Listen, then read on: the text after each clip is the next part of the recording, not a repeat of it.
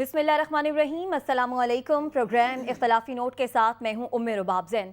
नाज़रीन, पाकिस्तान तहरीक इंसाफ के सरबराह और साबिक वज़ीर आज़म इमरान खान ने नैब तरमीम को सुप्रीम कोर्ट में चैलेंज कर दिया है और इन तरमीम के खिलाफ एक आइनी दरख्वास्त सुप्रीम कोर्ट में दायर की है, जिसमें अदालत उज़्मा से इख्तियारात से तजावुज़ को जायज़ करार देने की कोशिश नाकाम बनाने की और नैब कवानीन में तरमीम को खिलाफ आइन करार देकर फौरी तौर पर कलअदम करार देने की इस्तदा की गई है। साबिक वज़ीर आज़म इमरान खान ने बतौर दरख्वास्त गुजार पटिशन सुप्रीम कोर्ट के रूबरू जमा कराई और दरख्वास्त आइन के आर्टिकल 184(3) के तहत दायर की गई है, जिसमें विफाक पाकिस्तान और नैब को भी फरीक बनाया गया है। आपको बताएं कि इससे पहले इत्तेहादी हुकूमत ने गुज़िश्ता हफ्ते पार्लियामेंट के मुश्तरका इजलास में नैब तरमीमी बिल मंजूर करा लिया था, लेकिन अब साबिक वज़ीर आज़म की जानिब से कहना है कि ये तरमीम ऐसी हैं कि चोर अपनी चोरी छुपाने के लिए ऐसा कर रहे हैं, ऐसे वाइट कॉलर क्राइम जो है उसे पकड़ना नामुमकिन हो जाएगा। साबिक वज़ीर आज़म ने इस हवाले से आज एक प्रेस कॉन्फ्रेंस भी की और कहा कि अपनी चोरी छुपाने के दरवाजे इत्तेहादी हुकूमत की जानिब से खोल दिए गए हैं। जो अमेंडमेंट्स की नैब के कानून में आज हम सुप्रीम कोर्ट में वो गए हैं और चैलेंज करने के लिए मुझे पूरा इत्मीनान है अपनी अदलिया के ऊपर कि वो ये जुल्म नहीं होने देंगे पाकिस्तान के ऊपर, क्योंकि अगर ये कामयाब हो गए इस चीज पे, कोई पाकिस्तान को दुश्मन की जरूरत नहीं है।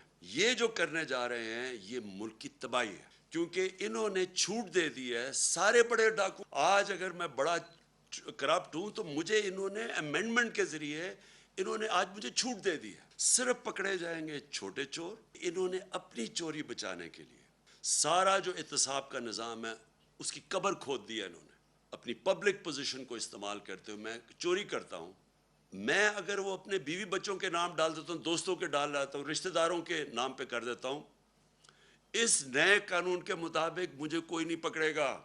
दूसरी चीज़ कि अगर आपका पैसा बाहर पड़ा है और आप इस गवर्नमेंट से पूछते हैं या बैंक से पूछते हैं, जी बताएं ये पाकिस्तानियों का पैसा बाहर पड़ा है, और वो हमें बताते हैं कि हाँ जी इतने पैसे बाहर पड़े हैं, तो वो अब एडमिसिबल नहीं है, यानी वो अदालत में आप नहीं ले जा सकते। तो अब क्या साबिक वज़ीर आज़म इमरान खान एक नए बयानिए की तलाश में है, और क्या ये तरामीम जो नैब के लिए की गई हैं इत्तेहादी हुकूमत की जानिब से ये सुप्रीम कोर्ट में चैलेंज भी हो सकती हैं? इस पर हम बात करेंगे। हबीब साहब, पाकिस्तान तहरीक इंसाफ और इमरान खान के जो मुखालिफिन हैं वो ऐसा कह रहे हैं कि इमरान खान साहब अब एक नए बयानिए की तलाश में हैं। क्या ऐसी है या वाकई में ये तरमीम जो हैं ये तब्दील होनी चाहिए? अच्छा देखिए, जहाँ तक आपने कहा ना कि एक नए नैरेटिव या नए बयानिए की तलाश में है, तो मेरा ख्याल है कि आपको अपने आप को थोड़ा करेक्ट करना चाहिए। अच्छा, उसकी वजह यह है कि करप्शन की आवाज़ पाकिस्तान में, उसको बाकायदा पॉलिटिकल नैरेटिव बना किसने बनाया? इमरान खान ने। और उसके बाद किसने नैब के कवानीन के ऊपर लाजमन अमल दरामद समझा कि इसको ज़रूरी करार दिया जाए? इमरान खान साहब की जानिब से। इमरान खान साहब ने। और सबसे ज़्यादा इल्ज़ाम किस पे लगता है कि जनाब इन्होंने नैब का गलत इस्तेमाल किया या सही इस्तेमाल किया, या इनके दौर में नैब बहुत ताकतवर हुआ? इमरान खान के ऊपर। तो लिहाजा ये उनका नया नैरेटिव नहीं है, ये पुराने नैरेटिव का ही तसलसल है। ये बात देखिए, सियासी मुखालिफिन आप भी उन्हीं में हैं। नहीं, बिल्कुल अच्छा, नहीं। मैं तो एंकर हूं, मेरा काम ही मैं नहीं समझा शायद आप भी सियासी मुखालिफिन में शामिल हो चुके हैं, हैं, क्योंकि हुकूमत आ चुकी है ना इस वजह से। अच्छा, क्योंकि हुकूमत में आपको पता ना बहुत सारे लोग उधर चले गए हैं, इस वजह से मैं समझा शायद आप भी जा चुके हैं। तो खैर, एक तो यह है कि उनका जो पॉलिटिकल नैरेटिव है ये कोई आज की बात नहीं है, ये हमेशा से वो यही बात कर रहे हैं। तो उसी बात का तसलसल है कि आज वो नैब के बारे में जब कवानीन को बदला जा रहा है तो वो आवाज़ उठा रहे हैं कि जनाब आपको ये कवानीन नहीं बदलने चाहिए। दूसरी बात यह है कि अगर ये जो ऑब्जर्वेशन वो दे रहे हैं कि ये जो NRO है, तो ये कोई इतनी गलत ऑब्जर्वेशन नहीं है। उसकी वजह यह है कि NRO क्या था? NRO ये था कि जब जनरल परवेज़ मुशर्रफ ने बाकायदा तौर पर मोहतरमा बेनज़ीर भुट्टो के साथ पॉलिटिकल डायलॉग शुरू किया, तो उसके नतीजे में एक कानून पास किया कि जिसके तहत ये सारे बने हुए जो पुराने मुकदमात थे, जो पुरानी डेट के भी थे, वो सब के सब ख़त्म होने थे, और उसमें भी डेट 1985 थी। सही, ठीक है। और आज जो सूरत हाल है, आज किस हम नैब की बात करें, इसकी जो जितनी भी तरामीम की गई हैं कि अब आपसे असासे कोई नहीं पूछ सकेगा, पहले किसी को साबित करना पड़ेगा, पहले ये करना पड़ेगा, पहले वो करना पड़ेगा, तो ये किसने शुरू किया है? ठीक है, तो वो सज़ा, अगर किसी ने जो तफ्तीशी अफसर है अगर उसका रेफरेंस गलत निकल आया तो उसे 5 साल भी सज़ा हो जाएगी। अब आप ये देखिए कि इसका मतलब क्या है। इसका मतलब ये है कि पाकिस्तान के अंदर नैब जो है उसका खात्मा हो चुका है। اس کا تمت بالخیر ہو چکا ہے، اب آپ نے اس کے اوپر صرف فاتحہ پڑھنی ہے، اور یہ سب ان لوگوں نے کیا ہے جن کے اوپر نیب کے مقدمات قائم ہیں، وہ نیب کے مقدمات میں ماخوذ رہے ہیں۔ اب یہ لوگ اگر جب خود ہی وہ کیا خود ہی قتل کرے ہے، خود ہی لے ثواب الٹا، بات یہ ہے کہ اب آپ نے خود ہی آپ ذبح کرنے والے ہیں، اب اس کے بعد آپ خود ہی مدعی ہوں گے، خود ہی منصف ہوں گے، خود ہی وکیل ہوں گے، اور آپ کے خلاف کوئی دلیل کارگر نہیں ہو سکے گی، تو اس کو این آر او اور کس کو کہا جاتا ہے؟ تو لہٰذا اب عمران خان کے ہاتھ میں یہ اسی طرح کا پولیٹیکل ٹول آ گیا ہے جیسے پیناما آیا تھا۔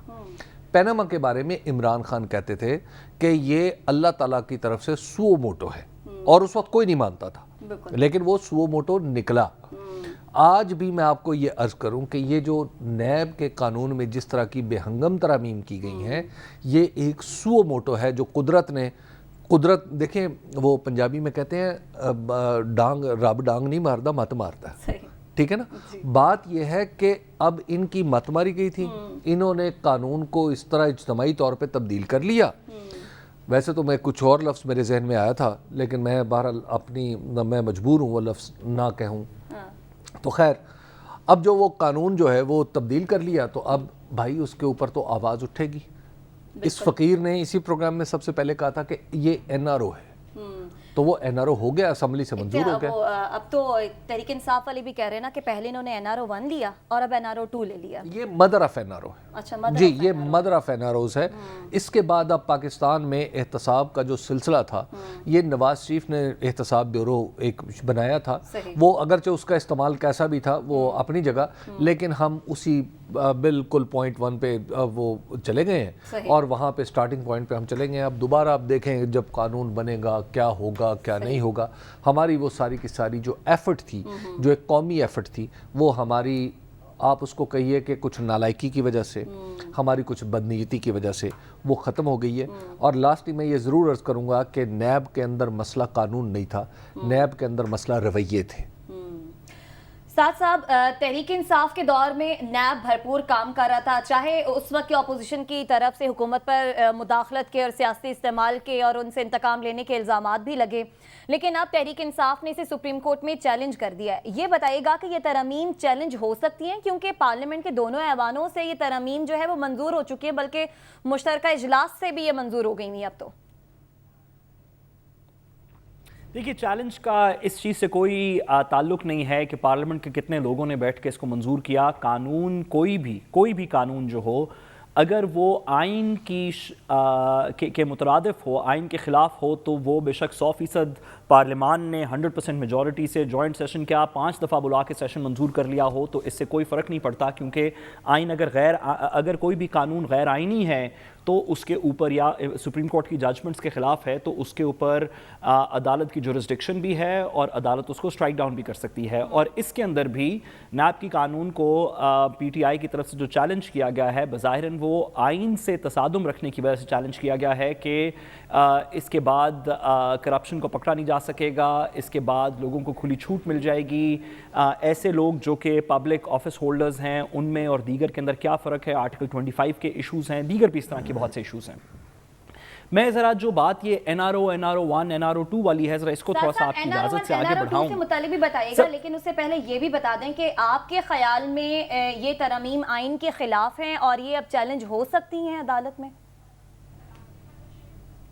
جس طرح میں نے کہا کہ آئین کے چیلنج تو بالکل ہو سکتی ہیں، عدالت فیصلہ کرے گی کہ کیا یہ آئین کے خلاف ہیں یا نہیں ہے، چیلنج تو ضرور ہو سکتی ہیں۔ میرے سبجیکٹو خیال کے اندر یہ ترامیم آئین کے بالکل خلاف ہیں، نہ صرف کہ آئین کے خلاف ہیں بلکہ جو ہمارا اکاؤنٹیبلٹی کا پروسیس جس کے پرنسپلز اب بے تحاشا سپریم کورٹ کی ججمنٹس کے اندر لکھے جا چکے ہیں، عبدالولی خان صاحب کی ججمنٹ سے لے کے آج تک سن 2001 میں جب نیب کا آرڈیننس شروع میں چیلنج ہوا تھا، اس کے بعد سے آج تک نیب کے اوپر پاکستان کی بہت سی جورسپروڈنس जूरिस्प्रूडेंस बन चुकी है, जिसके के अंदर ये बड़े वाज़ेह तौर पे ये लिखा हुआ है कि पब्लिक ऑफिस होल्डर्स को अपने असासाजात को अपनी इनकम से दिखाना पड़ेगा, जिसके ऊपर बेनामी ट्रांजैक्शंस के ऊपर, यानी कि अगर मैं एक पब्लिक ऑफिस होल्डर हूँ, मैं अपनी बीवी या बच्चों या किसी रिश्तेदार या किसी दोस्त के नाम के ऊपर प्रॉपर्टीज़ खरीद लूँ तो इसको बेनामी प्रॉपर्टी कहा जाएगा, बेनामी एसेट कहा जाएगा। इसके ऊपर भी सुप्रीम कोर्ट की बहुत सी जूरिस्प्रूडेंस डेवलप हो चुकी है।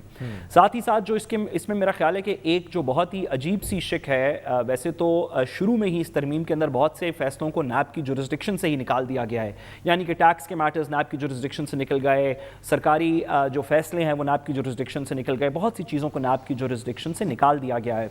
लेकिन साथ ही साथ ये जो एक और बात की गई है कि एक शख्स अगर एक शख्स को नैब कोर्ट से करप्शन में सज़ा हो जाए और वो अपनी अपील सिर्फ दायर कर दे, यानी कि अपील में नीचे का ऑर्डर सस्पेंड ना हो, सिर्फ अपील वो दायर कर दे और अपील की हेयरिंग शुरू हो जाए, तो जब तक उसकी फाइनल अपील डिसाइड नहीं होती उस वक्त तक वो इलेक्शन लड़ सकता है।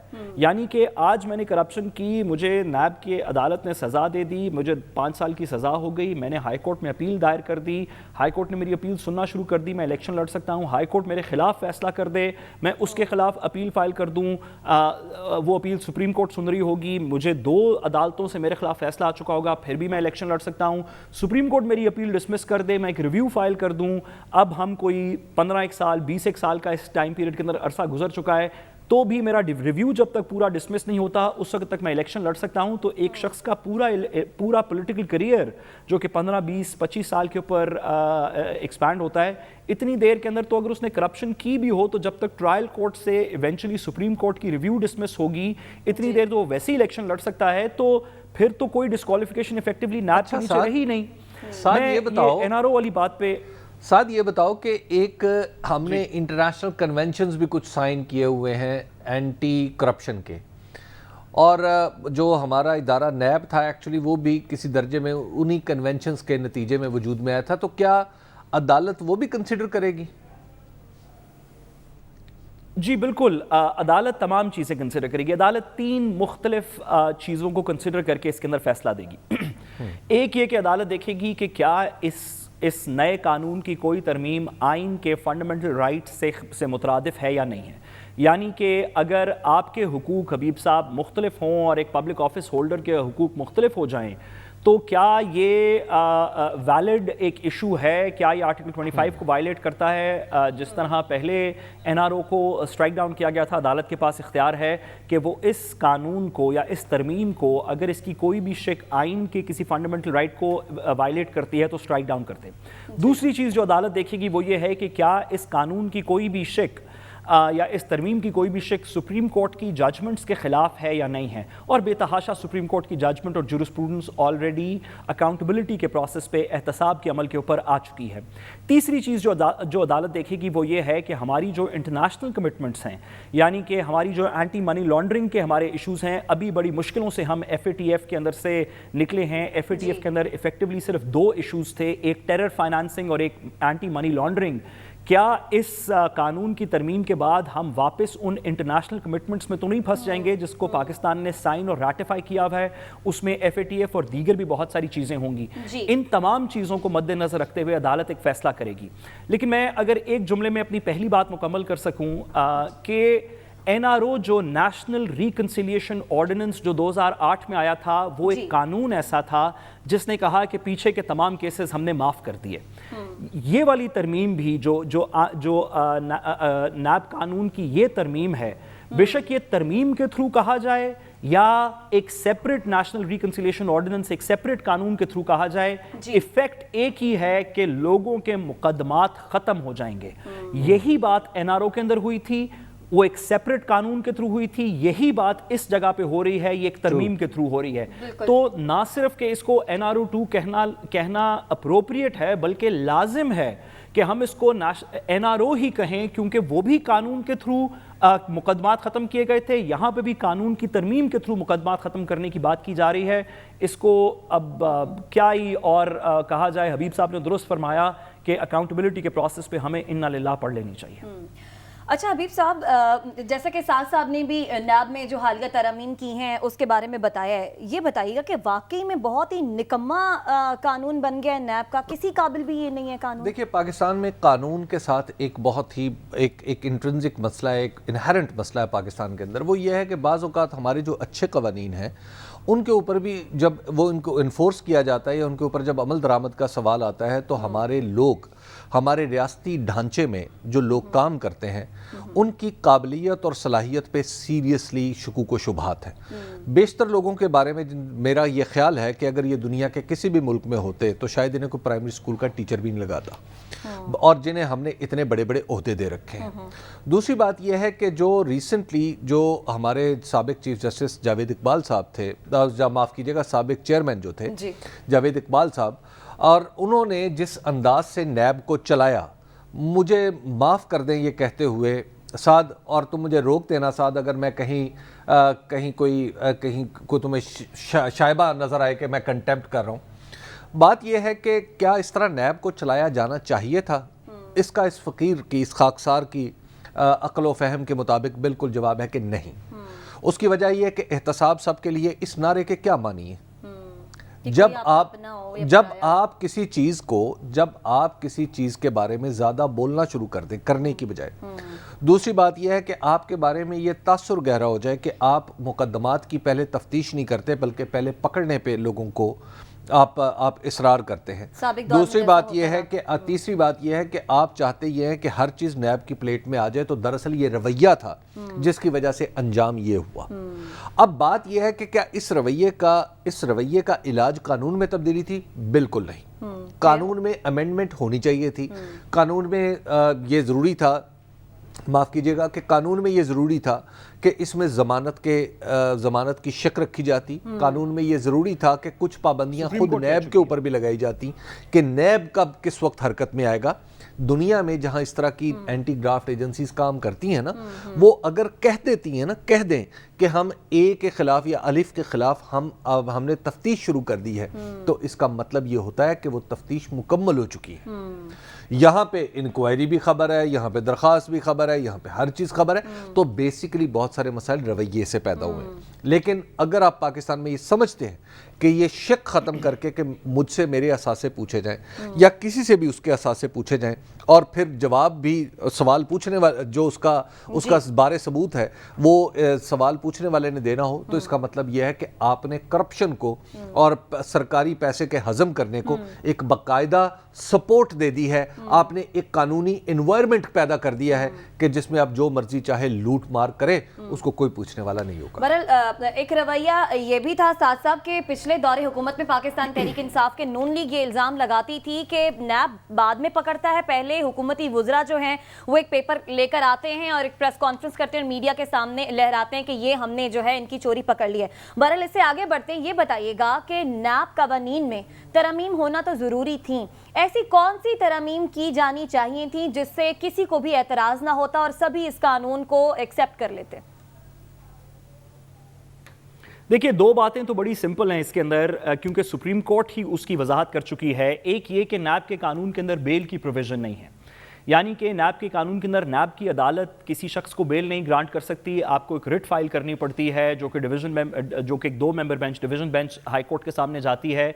सुप्रीम कोर्ट की अपनी जजमेंट के अंदर एक से ज़्यादा दफ़ा ये बात आ चुकी है कि आप नैब के कानून के अंदर तरमीम करके हाई कोर्ट पे बोझ ना डालें, नैब की अदालत खुद फैसला करे कि किसको बेल देनी है, किसको नहीं देनी। दूसरा ये कि जो रिमांड की प्रोविजन थी 90 डेज़ की, इसके ऊपर बहुत सी सवाल उठाए गए, उसको आप कम कर देते, 30 दिन कर देते, 15 दिन कर देते, 7 दिन कर देते।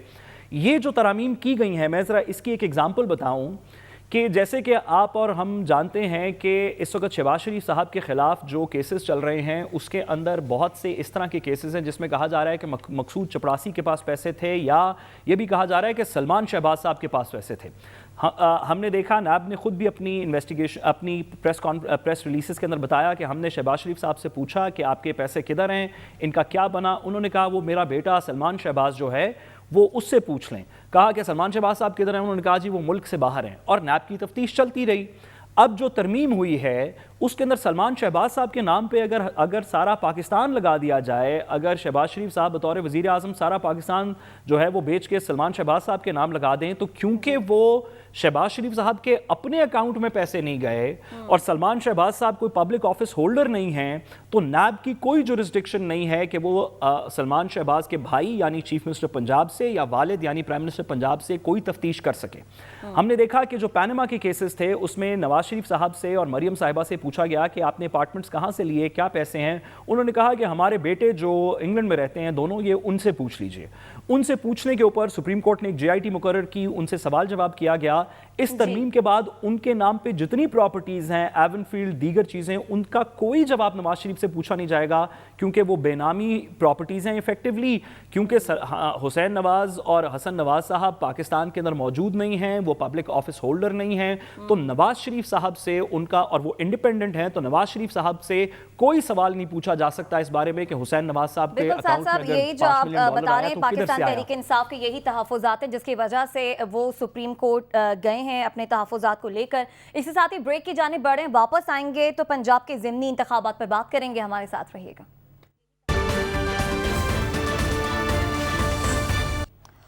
ویلکم بیک ناظرین. ارکان پنجاب اسمبلی کے 20 سیٹ ہونے کے بعد 20 سیٹوں پر سیاسی جماعتوں کے مستقبل کا تعین ہے. یہ ضمنی انتخاب پنجاب کا ہونا ہے جس پر پاکستان تحریک انصاف کو تحفظات ہے, اور انہیں لگتا ہے کہ نون لیگ الیکشن کے حوالے سے دھاندلی کی منصوبہ بندی کر رہی ہے. اس پر بات کرنے کے لیے PTI سینٹرل پنجاب کی صدر ڈاکٹر یاسمین راشد صاحبہ ہمارے ساتھ موجود ہیں. ڈاکٹر صاحبہ, یہ بتائیے گا کہ انتخابی مہم میں آپ لوگوں کو کیا مشکلات پیش آ رہی ہیں؟ ایسا کیا کر رہی ہے حکومت یا پولیس جس کی وجہ سے آپ کو لگتا ہے کہ نون لیگ دھاندلی کی منصوبہ بندی کر رہی ہے اور آپ لوگوں نے مطالبہ کیا ہے کہ DIG اور DC لاہور کو معطل کیا جائے؟ دیکھیں جی, سب سے امپورٹنٹ تو یہ بات ہے آپ کے سامنے ہے کہ ہم روزانہ کوئی ایسا دن نہیں ہوتا جب ایک نئی FIR درج ساری لیڈرشپ کے اوپر نہیں ہوئی. 14 FIR تو میرے پہ درج ہیں, 4 اس میں سے میرے دہشت گردی کی عدالت میں ہیں.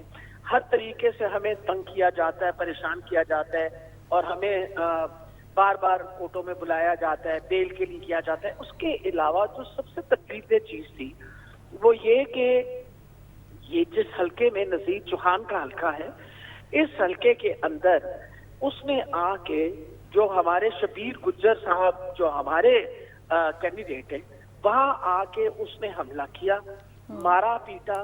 شبیر کے بھتیجے کا سر جو تھا اس کے اوپر بہت شدید چوٹ لگی, ڈپریس فریکچر تھا اس کے اسکل کا.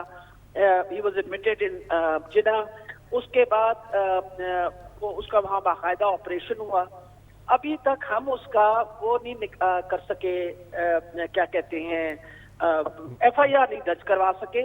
آن دی ادر ہینڈ ہمارے پہ الٹی FIR درج ہوئی اور ہمارے بندے پکڑ کے لے کے گئے. ڈاکٹر صاحب, اب تک یہ معاملہ تو صرف ایک حلقے کا ہے, لاہور میں ہی 4 جگہ الیکشن ہو رہا ہے, شیخوپورہ میں ہو رہا ہے, مطلب باقی جگہوں پہ تو پھر اس کا مطلب ہے معاملہ ٹھیک ہے, آپ کا صرف ایک حلقے کا پرابلم ہے نا پھر؟ نہیں, ایک حلقے کا پرابلم نہیں. دیکھیں مسلسل, اب دیکھیں نا, اب سارے جو ہیں we are involved everywhere. اب 4 حلقوں میں مسلسل کوئی نہ کوئی ہراسمنٹ کا کام چل رہا ہوتا ہے. یہ تو کیونکہ ایک اتنا سنگین مسئلہ بن گیا جہاں باقاعدہ آپ کو پتا ہے فائرنگ وغیرہ بھی ہوئی اور سب کچھ ہوا. اس لیے میں نے دیکھیں, اگر آپ ایک اتنا سنگین مسئلہ بنے اس پہ اگر پراپرلی FIR نہ لکھی جائے, اس کے بعد اس کی انکوائری نہ کی جائے, it's going to encourage. Doctor صاحبہ, جی جی جی ڈاکٹر صاحبہ, ویسے پاکستان سارے کے لیے, پاکستان کے لیے, پاکستان کے اداروں کے لیے, پاکستان کی میڈیا کے لیے, سیاست کے لیے ایک سوچنے کا ایک لمحہ ہے کہ ڈاکٹر یاسمین راشد کے اوپر دہشت گردی کی 4 FIR کٹی ہوئی ہیں. مطلب کیا یہ اب اس سے آگے بات کی جائے؟ لیکن ڈاکٹر صاحبہ تھوڑا سا اگر اس کو آگے لے کے چلیں, آپ نے 2 بنیادی چیزیں آئیڈینٹیفائی کی ہیں آپ کی پارٹی نے جو پری پول ریگنگ کے اندر آتی ہیں. ایک یہ کہ آپ کی ووٹر لسٹوں کے اندر کچھ لوگوں کو آگے پیچھے کیا گیا ہے. دوسرا یہ کہ پہلے سے کوئی آپ کے خلاف اسٹیٹ بروٹیلٹی یا دیگر بروٹیلٹی ہے. لوگوں کی زیادہ پریشانی ڈاکٹر صاحبہ یہ ہے کہ جو آپ کے سپورٹرز ہیں ان کی یہ ہے کہ الیکشن ڈے پہ جو ایک روایتی دھاندلی کا طریقہ ہوتا ہے کہ اسٹیمپیں لگ رہی ہیں اور پولنگ ایجنٹس اندر جو ہیں وہ اس طرح کے کام کر رہے ہیں, اسٹیٹ ایجنسیز پولیس وغیرہ ساتھ انوالو ہو جاتی ہے, کیا اس طرح کی بھی کوئی آپ خدشات محسوس کر رہی ہیں، اور اگر کر رہی ہیں تو آپ کی پارٹی کے اس کے لیے کوئی آپ نے طریقہ ڈھونڈا ہوا ہے؟ جی میں آپ کو یہی بتانا چاہ رہی تھی، لیکن سب سے امپورٹنٹ یہ چیز ہے کہ اس وقت جب آپ 8300 کے اوپر آپ اپنا آئی ڈی کارڈ نمبر ڈالتے ہیں تو آپ کو جو نئی لسٹیں بن رہی ہیں ان کی ویریفیکیشن آتی ہے۔ ہماری الیکشن پرانی لسٹ کے اوپر ہو رہی ہے۔ میں خاص طور پہ الیکشن کمیشن کے پاس آج سے 10 دن پہلے پٹیشن دے کے آئی۔ ان کو میں نے یہ کہا کہ دیکھیے ان 4 کم سے کم جو 6 حلقے ہیں یہ سینٹرل پنجاب کے، لاہور کی کیونکہ میں الیکشن کمیشن کو دے کے آئی تھی، میں نے کہا کم سے کم ان 4 حلقوں کے اندر ویریفیکیشن 8300 کے اوپر پرانی لسٹ کی ہو، کیونکہ لوگ جو ہیں اس وقت کنفیوز ہو رہے ہیں کیونکہ آپ ویریفیکیشن نئی کی کر رہے ہیں، اور ہمارے لیے یہ ضروری ہے کہ یہ کیونکہ الیکشن پرانی لسٹوں کے اوپر ہے، اس کے اوپر باقاعدہ میں نے پٹیشن جمع کروائی، انہوں نے مجھ سے کمٹمنٹ کی، انہوں نے ابھی تک مجھے اس کا جواب نہیں دیا۔ اس کے بعد ہم نے پٹیشن جو ہے ہم نے پروونشل الیکشن کمیشن کے پاس بھی ایگزیکٹلی یہی جمع کروائی ہے کہ جو الیکشنز ہیں وہ پرانی لسٹوں کے اوپر ہو رہے ہیں، تو آپ مہربانی کر کے ان پرانی لسٹوں کی ویریفیکیشن جو ہے وہ 8300 پہ کروائیں تاکہ لوگوں کو پتہ چلے ان کی بلاک کوڈ کیا ہے، انہوں نے کہاں جا کے ووٹ ڈالنا ہے۔ ایک تو سب سے بڑا یہ مسئلہ ہے کہ اس کے اندر ابھی تک ہمیں کسی قسم کی کوآرڈینیشن کا کوئی اس وقت تک ہمیں ابھی کسی نے ہمیں ہاتھ نہیں پکڑایا۔ اب ہم دوبارہ I'm planning to go to the election commission again on Monday۔ یہ لیٹر بھی اسی وجہ سے میں نے چیف الیکشن کمشنر کو لکھا کیونکہ میری یہ کنسرن ہے۔ دیکھیں اگر مجھے میں نئی لسٹ کے مطابق ویریفائی کروانے کی بات کروں تو آپ حیران ہو گے کہ ہماری نئی لسٹوں کے اندر اتنی زیادہ ڈسکرپنسی ہے۔ اس دن صرف ایک یونین کاؤنسل کے اندر ڈاکٹر صاحبہ 3000 ووٹ ڈاکٹر صاحبہ جی آپ کی یہ جو ووٹر لسٹ والا مسئلہ ہے یہ تو ہائی لائٹ بھی ہو گیا، آپ اس پہ کچھ کام بھی کر رہی ہیں، ہوپ فلی عدالتیں بھی آپ کو اس میں ریلیف دیں گی۔ جو آگے کی بات ہے الیکشن ڈے کی، جس کے اوپر ماضی میں آپ کی پارٹی یہ کہتی رہی کہ انہوں نے ٹھپے لگائے، انہوں نے فیک ووٹس ڈال دیے، اس دفعہ تو حکومت بھی ان کی ہے، وفاق کی بھی ان کی حکومت ہے، پاکستان مسلم لیگ نون کی اور ان کے اتحادیوں کی، پنجاب کی بھی، تو آپ نے اس پرسپیکٹو میں کوئی طریقہ ڈھونڈا ہے کہ الیکشن ڈے کو مینیج کیسے کریں گے؟ اصل میں جی management of election day can only be اگر الیکشن کمیشن اپنی ڈیوٹی پراپرلی پرفارم کرے تو ہمارے ہر قسم کا مسئلہ ختم ہو جاتا ہے۔ بیکاز میں اس بات پہ بلیو کرتی ہوں کہ الیکشن کمیشن جب ایک دفعہ الیکشن اناؤنس ہو جائے they have to ensure that law and order along with the day of election وہ ٹوٹل الیکشن کمیشن کی کنٹرول کے اندر آتا ہے۔ اب آپ یہ بتائیے کہ اس وقت الیکشن کمیشن اس کے بارے میں ابھی تک کوئی اقدام نہیں اٹھائے۔ انہوں نے ایک دفعہ سی پی او نے ضرور سی پی او نے بلا کے اور ایک دفعہ ضرور فرمایا کہ جی یہ کریں آپ لوگ اور یہ آپ نے پروٹوکول، لیکن اینڈ آف دا ڈے اگر کینڈیڈیٹ کے ساتھ پولیس والے خود پھر رہے ہوں تو آپ بتائیے ہمیں کیسے تسلی ہوگی کہ حالات اچھے۔ ہم لوگ ڈیفینیٹلی، آپ نے جو یہ بات فرمائی ہے I am working on it, میں نے آلریڈی اسد عمر صاحب سے بھی کہا ہے، تبھی یہ لیٹر جو ہے یہ شائع بھی میں نے کیا تاکہ لوگوں کو پتہ ہو کہ یہ مسئلے مسائل ہمارے لیے کھڑے ہو رہے ہیں، اور الیکشن ڈے کے لیے we want that proper precaution has to be taken. آپ لوگ اس پر کام بھی کر رہے ہیں، بہت شکریہ۔ ڈاکٹر یاسمین راشد صاحبہ ہمارے ساتھ موجود تھیں۔ حبیب صاحب، ضمنی انتخاب جیتنا تحریک انصاف کے لیے کتنا ضروری ہے؟ کیونکہ کہا جا رہا ہے کہ ضمنی انتخابات میں جو جیتے گا فیصلہ ہو جائے گا کہ آئندہ انتخابات میں کون جیتے گا، اس کا تعین ہو جائے گا۔ اب نون لیگ کا تو یہ گڑھ ہے، تحریک انصاف چاہتی ہے کہ وہ جیتے، مقبولیت پی ٹی آئی کی ہے، لیکن یہ بتائیے گا کہ آصف علی زرداری صاحب بھی نظریں جمائے بیٹھے ہیں پنجاب میں اور وہ بھی منصفانہ حصہ چاہتے ہیں۔ دیکھیے بات یہ ہے کہ جہاں تک آصف علی زرداری صاحب کا تعلق ہے تو وہ تو پنجاب سے میرا خیال ہے کہ انہوں نے تو پنجاب کو مسلم لیگ نون کے آگے پلیٹ میں رکھ کے پیش کر دیا ہے کہ یہ جو پرٹیکولر الیکشن ہے 20 سیٹوں پہ انہوں نے اس اتحاد کا مان رکھا ہے جو انہوں نے پنجاب میں اور وفاق میں بنایا ہے، تو جس میں خود آ کے جو پیپلز پارٹی کے سینئر منسٹر ہیں اسد مرتضیٰ، انہیں خود کہنا پڑا تھا نہیں ہم ضم نہیں ہوئے، ہم مرج نہیں ہوئے، لیکن ہم الیکشن نہیں لڑ رہے، ہم انہیں سپورٹ کریں۔ تو صورتحال یہ ہے کہ مسلم لیگ نون نے بغیر لڑے ہی ان کو یا پیپلز پارٹی نے بغیر لڑے ہی لاہور کو اور دیگر حلقوں کو مسلم لیگ نون کے سپرد کر دیا ہے, تو لہٰذا ایک تو یہ طے ہو گیا.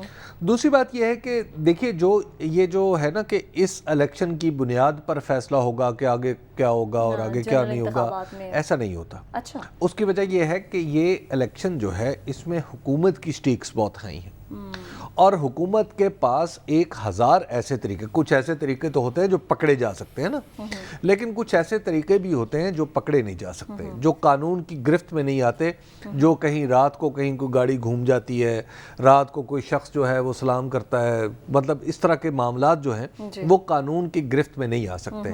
تو لہٰذا حکومت کا ہونا بذات خود پنجاب میں یہ الیکشن کے اندر پاکستان تحریک انصاف کے مقابلے پاکستان تحریک انصاف کو سب سے بڑا ڈس ایڈوانٹیج ہے. ہم پاکستان ہیں, پاکستان میں الیکشن جو ضمنی الیکشن ہوتے ہیں ان کا ایک خاص وہاں پہ ایک طرز سیاست بھی ہوتا ہے. تیسری بات یہ ہے کہ مسلم لیگ نون کا اور مسلم لیگ نون اور پاکستان تحریک انصاف کا اگر آپس میں مقابلہ کیا جائے یعنی الیکٹورل مشین کا, تو میں آپ کو یہ عرض کروں کہ جو الیکٹورل مشین ہے وہ پاکستان مسلم لیگ نون کے پاس زیادہ تجربہ کار ہے. اچھا, تو اس مشین نے خاص طور پر کام دکھانا ہوتا ہے اپنی آرگنائزیشن کا جو الیکشن کا دن ہوتا ہے. تو اس کے مقابلے میں اگر آپ مسلم لیگ تحریک انصاف کو دیکھیں تو وہ اتنا اچھا پرفارم نہیں کرتی. صرف ایک جگہ سیالکوٹ میں انہوں نے پرفارم کیا تھا, اور یاد ہے وہاں پہ انہوں نے سیٹ بھی نکال لی تھی بہت تھوڑے مارجن کے ساتھ. تو لہٰذا اب یہاں پہ دیکھنا یہ ہے کہ کیا پاکستان تحریک انصاف نے واقعی اپنی الیکٹورل مشین بہتر کی ہے یا نہیں کی. بہرحال اس کا فیصلہ تو اب 17 تاریخ کو ہی ہوگا. بالکل. سعد صاحب, سیٹیں لوز تو پاکستان تحریک انصاف کی ہوئی, اب اس پہ الیکشن میں مقابلہ بھی, اس میں ایک بات اور بھی ذہن میں رکھیے, یہ آدھی سیٹیں جو ہیں وہ آزاد لوگوں نے جیتی تھی جو لڑ کے مسلم لیگ نون اور پی ٹی آئی کو ہرا کے آئے تھے, تو جو ان کی 10 سیٹیں ہیں یعنی پی ٹی آئی کی 10 سیٹیں ہیں. بہرحال ساتھ صاحب, آپ اس ضمنی انتخاب میں کیا ہوتا دیکھ رہے ہیں؟ پیپلز پارٹی نے تو یہ جو ہے انتخاب ڈال دیا ہے نون لیگ کی جھولی میں, اب نون لیگ اور تحریک انصاف کے درمیان سخت مقابلہ ہے. تحریک انصاف اپنی سیٹیں بچا لے گی؟ دیکھیے, یہ اسی طرح کا سوال ہے کہ کیا پاکستان تحریک انصاف کے لوگ اسلام آباد تک پہنچ جائیں گے, تو اس کا جواب یہ ہے کہ رانا ثناء اللہ صاحب کتنی بربریت کریں گے, اس کے اوپر اس بات کا جواب منحصر تھا. اب الیکشن کمیشن کو غیر جانبدار ادارہ اس وقت سمجھنے والے تو پاکستان کے اندر بہت کم لوگ ہیں, اور تقریباً تمام کا تعلق مسلم لیگ نون سے ہے. الیکشن کمیشن کے اوپر بہت سے سوالیہ نشان ہیں, ان کی جانبداری کے اوپر بہت سے سوالیہ نشان ہیں, اور ساتھ ہی ساتھ جو رانا ثناء اللہ صاحب کی اور ان کے ہینڈ پک پولیس افسران کمیانہ صاحب اور دیگر اس طرح کے لوگ جو ہیں, جن کی اب سے پہلے روایت ہی رہی ہے کہ وہ تھوڑی سی ہائی ہینڈڈنس کے ساتھ کام کرتے ہیں, ان کے ہوتے ہوئے اس بائی الیکشن کے اندر کیا ہوگا جس کی بیسس کے اوپر یا جس کے فیصلے کے بعد حمزہ شہباز صاحب کی چیف منسٹر کے نمبرز بھی افیکٹ ہوں گے. تو میرا خیال ہے کہ مسلم لیگ نون اپنی پوری فورس دکھانے کی کوشش کرے گی, اس کے اندر کوئی تفریق نہیں ہوگی کہ پارٹی کی فورس کون سی ہے اور ریاست کی فورس کون سی ہے. پولیس والے بھی اس کے اندر شامل ہوں گے, دیگر لوگ بھی شامل ہوں گے, جیسے کہ ان کا پہلے سے ہمارا ایکسپیرینس رہا ہے. ہم سب نے وہ حافظ آباد کے اندر ڈی پی او کو کی تقریر دیکھی کہ وہ ڈی پی او, حاضر سروس ڈی پی او جو ہے, وہ حافظ آباد میں جلسے سے خطاب کرتے ہوئے کہہ رہے تھے کہ مسلم لیگ نون کے لیے آپ ووٹ کریں. تو اس طرح کی برخورداری بیوروکریسی کے اندر پاکستان مسلم لیگ نون کے لیے تو بہت زیادہ موجود ہے. میرا خیال ہے کہ وہ اس کو پوری طرح استعمال کریں گے, اور پاکستان تحریک انصاف کے لیے بائی الیکشن بہت مشکل ہوگا. تحریک انصاف کے لیے آپ کہہ رہے ہیں کہ بائی الیکشن بہت مشکل ہوگا. اس کے ساتھ ہی آگے بڑھتے ہیں پروگرام میں. حکومت IMF پروگرام کی بحالی کے لیے بھرپور کوششیں کر رہی ہے. اس کے لیے حکومت نے بہت سے سخت فیصلے لیے ہیں, لیکن اس کے بعد مزید سخت فیصلے بھی حکومت نے لیے, جو کہ حکومت کے لیے نہ صحیح لیکن حبیب صاحب عوام کے لیے, تنخواہ دار طبقے کے لیے تو بہت سخت ہیں. ماہانہ جو ہے جو 50,000 بھی کماتا ہے اس پر بھی ٹیکس عائد کر دیا گیا 50,000 کی. تو دیکھیے پہلے 1 لاکھ تھا جو بجٹ میں تھا, اور بجٹ جس دن ہم بجٹ کی ٹرانسمیشن کر رہے تھے تو تمام ماہرین جو بیٹھے ہوئے تھے بجٹ کے, اور ہم جیسے طلباء بھی, وہ ایک ہی بات کر رہے تھے کہ یہ بجٹ ریئلسٹک بجٹ نہیں ہے. اس کی وجہ یہ ہے کہ اس بجٹ میں IMF کے تقاضے کچھ اور تھے, اور IMF کے تقاضوں کو سمونے کے لیے اب انہیں ایک نیا بجٹ پیش کرنا پڑ رہا ہے. اور اس کے پیچھے ایک تھوڑی سی حکمت یہ بھی ہوتی ہے کہ جو ملک جیسے پاکستان ہے تو اس کا وزیر خزانہ کرتا یہ ہے کہ IMF سے ڈیل کرنے کے لیے بجٹ کو تھوڑا سا ڈھیلا ڈھالا رکھتا ہے, تاکہ IMF جو ہے وہ پوائنٹ آؤٹ کرے نوئنگلی اس کو ڈھیلا رکھتا ہے اور نوئنگلی آئی ایم ایف کہتا ہے کہ جناب یہ آپ نے کیا کیا، اس کو بھی ٹھیک کرے، اس کو بھی ٹھیک کرے، اس کو بھی، تو پھر اس کو ٹھیک کر کے ایک تاثر یہ دیا جاتا ہے کہ جناب ہم نے بجٹ جو ہے وہ دیکھیں، آئی ایم ایف کے ساتھ وہ مذاکرات میں ایک فائدہ اٹھانے کی کوشش کی جاتی ہے جو کافی بچکانہ نوعیت کی ہے، لیکن بہرحال چل رہی ہے، ایک ایکسرسائز تو چل رہی ہے۔ اب جو بجٹ میں جو عام آدمی کا جو آپ پہلے جو 1 لاکھ روپے پر آمدن پہ جو ٹیکس نہیں لگایا تھا مہینے کا، وہ لوگ میرا خیال ہے کہ اب ان کو ذرا پریشانی لاحق ہوگی اور ان کا ٹیکس جو ہے وہ تھوڑا سا پہلے سے بعض کی انڈرسٹینڈنگ ہے کہ بڑھ بھی گیا ہے۔ تو اب تنخواہ دار طبقہ تو گھڑے کی مچھلی ہے، وہ کیونکہ اس نے تنخواہ اس کی آتی ہے بینک میں، اور بینک سے میں اس کا سارا ریکارڈ بھی ہوتا ہے، جو کمپنی اس کو پے کر رہی ہے اس نے پہلے سے کاٹ لینا ہے، تو لہٰذا وہ تو گھڑے کی مچھلی، اس کو جب چاہیں پکڑ گئے تل لیں پکا لیں، تو ہم تو وہ مچھلیاں ہیں، تو لہٰذا ہم اور شور بھی نہیں مچا سکتے۔